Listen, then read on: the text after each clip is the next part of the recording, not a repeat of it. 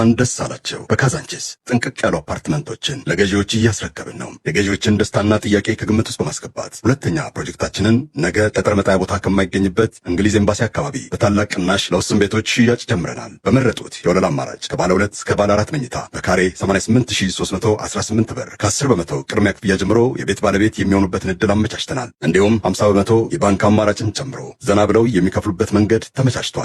ልብ ይበሉ፣ ከኛ ሲገዙ ቤት ብቻ ሳይሆን የመዋኛ ገንዳ፣ ጂም፣ ሳውናና ስቲም፣ በቂ የመኪና ማቆሚያ፣ የኤሌክትሪክ መኪና ኃይል መሙያ፣ 5 ሊፍቶችን ከበቂ የኤሌክትሪክ ኃይል አቅርቦት ጋር ያካተተው የመኖሪያ አፓርትመንት የእርስዎንና የቤተሰቡን ምቾት በጠበቀ መልኩ ጥንቅቅ ልቅም ተደርገው የግሉ ያደርጋሉ። ከሀገር ውጭ ላሉ ገዢዎች ምቹ የግዢ ስርዓት ስላዘጋጀን እንዳታስቡ። ከታች ባሉ ስልኮች አሁኑኑ ፈጥናችሁ በመደወል የቅናሹ ተጠቃሚ የምትሆኑበትን ዕድል የቢሮ ቀጠሮ በማስያዝ ማመቻቸት ይችላሉ።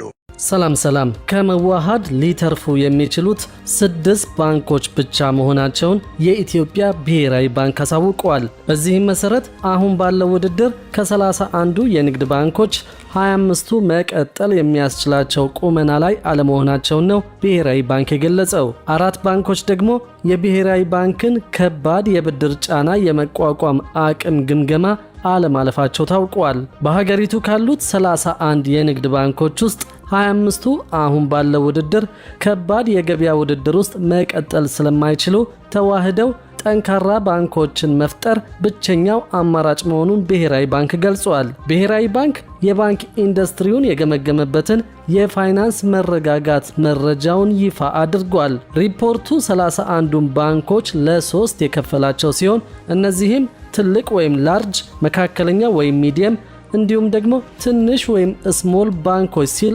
እንደከፈላቸው ታውቋል። ብቸኛው ትልቅ ባንክ የኢትዮጵያ ንግድ ባንክ ሲሆን ከአጠቃላይ የኢትዮጵያ የባንክ ዘርፍ ውስጥ ያለው የገበያ ድርሻ ካለፈው ዓመት ጀምሮ በማደግ 50 ከመቶ ደርሷል።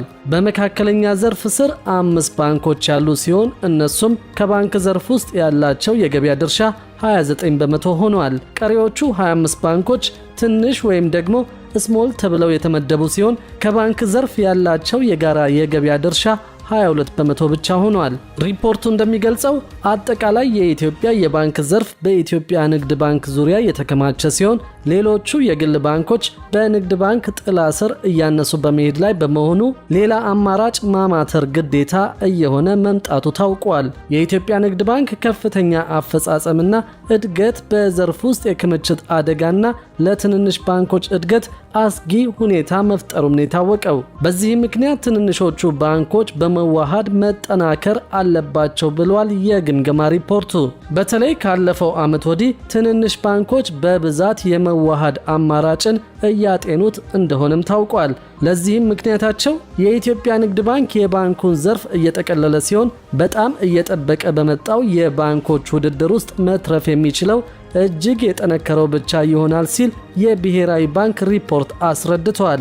ሪፖርቱ የኢትዮጵያ ንግድ ባንክን ሲገልጸው ከትልልቅ ችግሮች ተርፎ በኢትዮጵያ ካለፈው ዓመት ወዲህ እጅግ አስፈላጊው የልማት ባንክ እንደሆነ ተናግሯል። በአንጻሩ ከ2017 ዓ.ም ጀምሮ በመካከለኛና ትንሽ ዘርፍ ያሉት ባንኮች ከብድር፣ ከሀብት፣ ከተቀማጭ፣ ከካፒታልና ከተያያዥ አመላካቾች አንጻር ከዘርፉ ያላቸው ጥምርታ እያነሰ መምጣቱ በሪፖርቱ ላይ ተገልጿል። በዚህም ምክንያት በተለይም ትንንሽ ባንኮች ለመዋሃድ እያጤኑ መሆናቸውን የታወቀው ብሔራዊ ባንክ በበኩሉ የባንኮችን ውህደት የሚመራበትን መመሪያ እያዘጋጀ መሆኑን በቅርቡ IMF ገልጾ እንደነበር ይታወሳል። ያለፈው ዓመት የብሔራዊ ባንክ ሪፖርት እንደሚለው ጠቅላላ ካፒታላቸው ከ10 ቢሊዮን ብር የተሻገሩ ባንኮች አዋሽ፣ ዳሽን፣ አቢሲኒያ፣ የኦሮሚያ ህብረት ሥራ ባንክ፣ ጸደይ ባንክና ንብ ባንክ ብቻ ናቸው።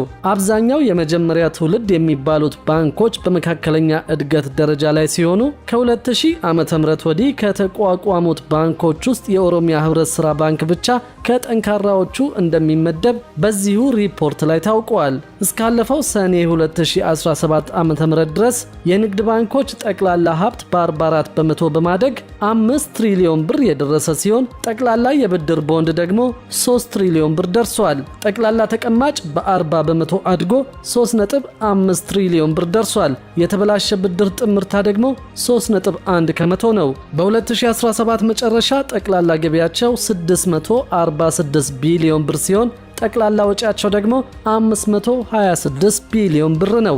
ንጹህ ትርፋቸው 93 ቢሊዮን ብር ሲሆን ይህም ከ2016 ዓመተ ምህረት በእጥፍ ያደገ ትርፍ ቢሆንም በምንዛሪ ለውጥ ምክንያት የመጣ እንደሆነ ተገልጿል። ከዚህ ትርፍ ውስጥም ግማሽ ያህሉ የኢትዮጵያ ንግድ ባንክ ትርፍ እንደሆነ ነው የተገለጸው። በምንዛሪ ፖሊሲ ለውጡ ምክንያት የብር ዋጋ በ151.4 በመቶ መውረዱ ሪፖርቱ አሳይቶ፣ ይሁን እንጂ በምንዛሪው ምክንያት የብሔራዊ ባንክ የውጭ ምንዛሪ በ209 በመቶ ማደጉንና የንግድ ባንኮችም የምንዛሪ ክምችት ወደ 2.8 ቢሊዮን ዶላር ከፍ ማለቱን ሪፖርቱ ገልጿል። የትንሽ ባንኮች ያነሰ ድርሻ ሰበቡ ብድር በተወሰኑ ትልልቅ ደንበኞች መያዙ፣ የጥሬ ገንዘብ እጥረት መከሰቱ፣ የብድር በከተማና የንግድ ዘርፍ ላይ መከማቸት አደጋ መሆኑ በሪፖርቱ ተጠቅሷል። የኢትዮጵያ ንግድ ባንክ ከጠቅላላ የባንክ ዘርፍ ሀብት ላይ ያለው ድርሻ 49.1 ከመቶ፣ ከጠቅላላ ብድርና ቦንድ ያለው ድርሻ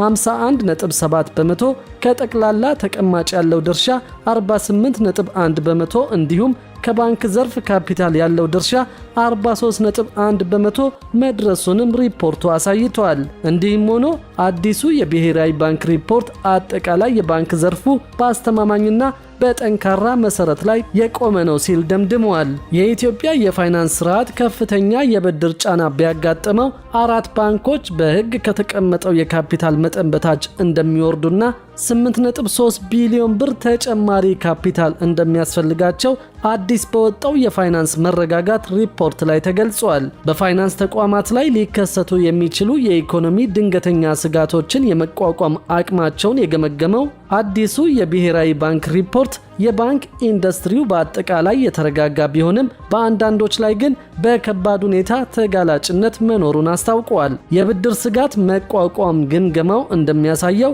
ሁሉም የንግድ ባንኮች በመካከለኛ ጫና ውስጥ ያለምንም ተጨማሪ ካፒታል መደበኛ ስራቸውን ለመቀጠል የሚያስችል አቅምን ፈጥረዋል። ሆኖም በከባድ ጫና 4 ባንኮች ፈተናውን ያላለፉ ሲሆን እነዚህም በበጀት ዓመቱ በአጠቃላይ 8.3 ቢሊዮን ብር ወይም ለስጋት ተጋላጭ ሀብታቸው 1.5 በመቶ የሚሆን ተጨማሪ ካፒታል ያስፈልጋቸዋል ተብሏል። ይህ የብድር ጫና ግምገማ የተከናወነው የተበላሹ ብድሮች አሁን ካሉበት ደረጃ በእጅጉ አሻቅበው 30 በመቶ ላይ ቢደርሱ ሊፈጠር የሚችለውን ሁኔታ ታሳቢ በማድረግ ነው። በብሔራዊ ባንክ ሪፖርት እንደተመላከተው ባንኮች የፋይናንስ ቀውስ በሚፈጠርበት ወቅት ጫናዎችን ተቋቁመው ብድር የመስጠት አቅማቸውን ለመገምገም 2 የብድር ስጋት ቢሆኖች ተካተው መሞከራቸው ታውቋል። አንደኛው መካከለኛ ቢሆን ወይም ሞዴሬት ሴናሪዮ የተባለው የተበላሹ ብድሮች በ10 በመቶ ቢጨምሩ የሚለውን ሲገመግም፣ በሁለተኛነት ከባድ ቢሆን ሲቪየር ሴናሪዮ ደግሞ የተበላሹ ብድሮች በ30 በመቶ በድንገት ቢጨምሩ ባንኮች የመቋቋም አቅማቸው ከምን ድረስ እንደሆነ እንደሚገመግም ያሳያል። ይህ ቢሆንም የዘርፉ የካፒታል አቅም ካለፉት ዓመታት ጋር ሲነጻጸር የተሻለ መሆኑን ብሔራዊ ባንክ ገልጾ ሪፖርቱ ካለፈው በጀት ዓመት ጋር ሲነጻጸር የካፒታል ብቃት ምጣኔው በሁሉም የሙከራ ሁኔታዎች የተሻለ እንደሆነ አስታውቀዋል። ግምገማውን ያላለፉ ባንኮች ቁጥርም ካለፈው ዓመት ጋር በተመሳሳይ 4 መሆናቸውን የታወቀው። ሆኖም ግን ብሔራዊ ባንክ የባንኮቹን ስም ዝርዝር በሪፖርቱ ከመግለጽ ተቆጥበዋል።